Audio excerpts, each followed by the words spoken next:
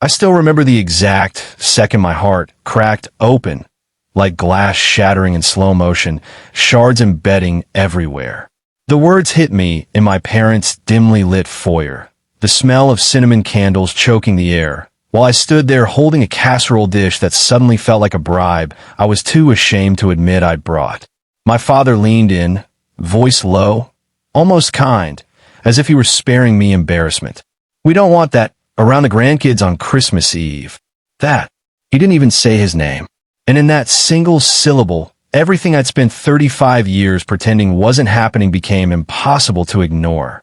My little boy, Eli, was right behind me, clutching the cheap sparkler wand he'd begged for at the grocery store, eyes wide with the kind of hope only a 9-year-old can carry. I felt his excitement die the moment my father's words landed. Not a sob, just a flicker like a bulb burning out. I looked at the man who raised me, the one I'd spent my whole life trying to make proud, and something inside me finally snapped clean. My voice came out steady, almost foreign. "Then we won't be here either." My mother hovered in the hallway, arms crossed, lips thin. She didn't argue. She didn't plead. She just gave that tiny, irritated sigh she'd perfected decades ago. I turned, took Eli's hand, and walked back into the December cold. By the time I clicked the seatbelt, my phone lit up. "Mom, Fine. Saves us 2 plates." I stared at those words until the screen went black. Eli stared out the window, tracing frost patterns with one finger. "Mommy, did I make Grandpa mad?" His voice was so small it barely reached me. That question hurt worse than anything my parents had ever said, because it told me he was already learning to blame himself for their cruelty. I drove home gripping the wheel, so hard my knuckles went white. And in that silence, I finally admitted the truth I'd buried under years of excuses. My family didn't just dislike my fiancé, Marcus. They disliked the version of me that dared to love him openly. As long as I was useful, paying bills, fixing crises, showing up with food and money in silence, they tolerated me. The moment I asked them to treat the man I loved like a person, I became the problem. I'm Lena. Back then I was 35, living in a modest duplex outside Raleigh, the air always faintly sweet from the essential oils I mixed for my massage clients. I'd built my small wellness practice from nothing after my divorce. My ex-husband and I shared Eli beautifully, but my parents never let me forget the marriage ending was somehow my failure. Then I fell in love with Marcus, a quiet, grounded man who ran operations for his family's boutique hotel group. We met when I did chair massages at one of their properties. He tipped generously, asked real questions, remembered Eli's favorite dinosaur after one story. When Eli accidentally knocked a tray of drinks into Marcus's lap at a cookout, Marcus just laughed, wiped it off, and said, "Hey buddy, I've survived worse spills." Eli adored him instantly. So did I. My parents never yelled.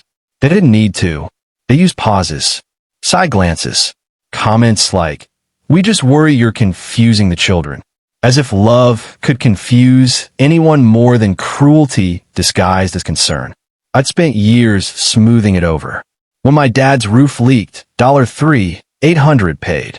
When my mom's car needed brakes, $1, $200, no questions. When my brother lost another job and needed rent for just a couple months, 6 months, $800 every first of the month, automatic. I even kept a shared savings account open for my mom in case of emergencies. The emergencies always seemed to coincide with sales at department stores or my sister's latest impulse vacation.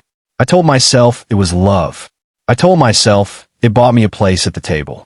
But on that Christmas Eve, holding a dish no one would eat, watching Eli's light dim because my father couldn't say Marcus's name without venom, I realized I'd been paying for a seat at a table that would never truly welcome my son.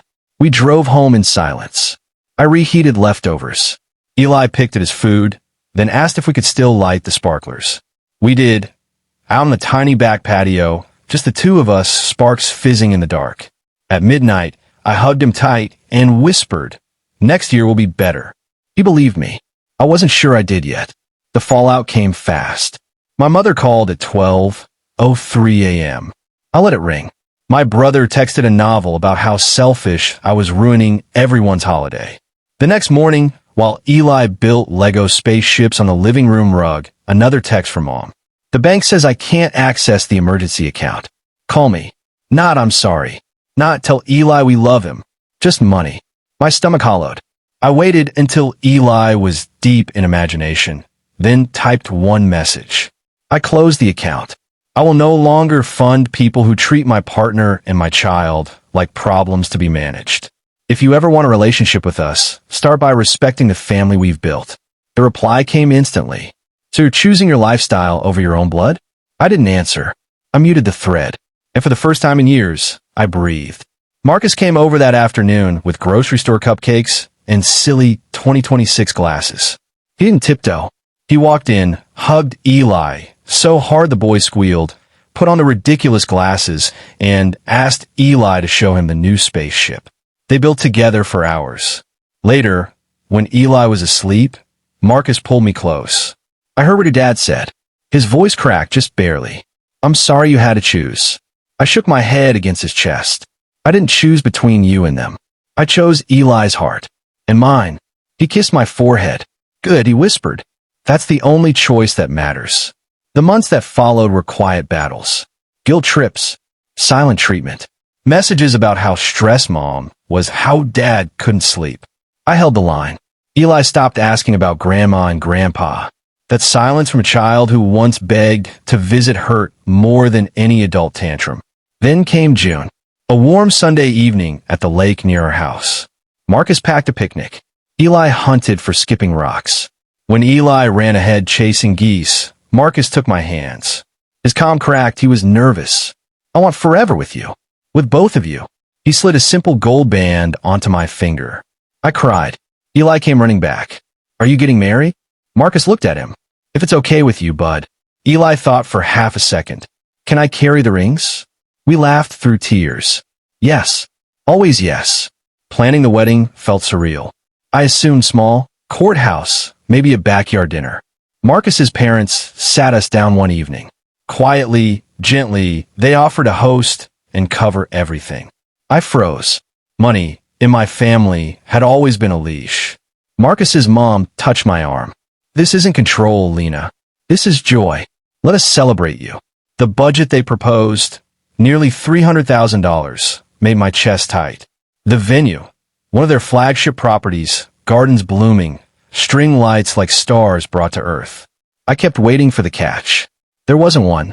I sent my parents a short message. Marcus and I are engaged.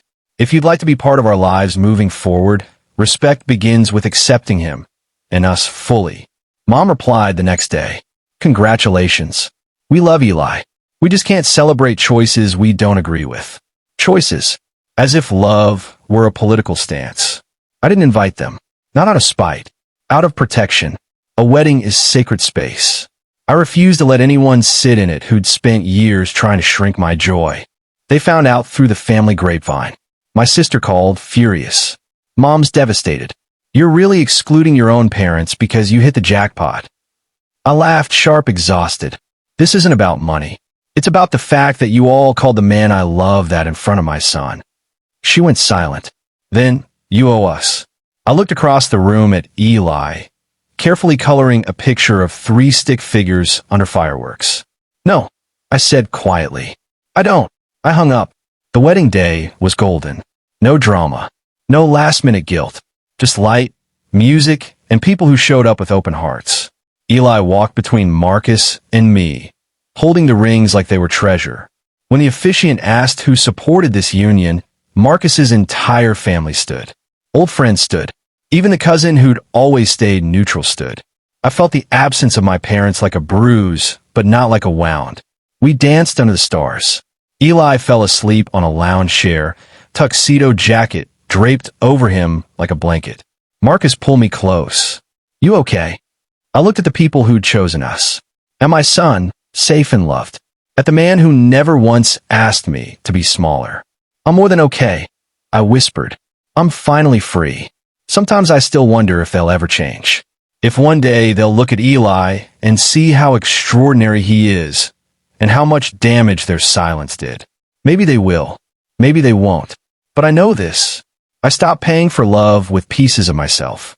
And in that space I reclaimed, I built a family that never makes my son wonder if he's the reason someone's light went out. If you've ever had to walk away from people who should have loved you without conditions, if you've ever chosen your peace over their comfort, tell me in the comments. Was it worth it? And if it were you, would you have forgiven them? Thanks for watching. Do subscribe for more stories.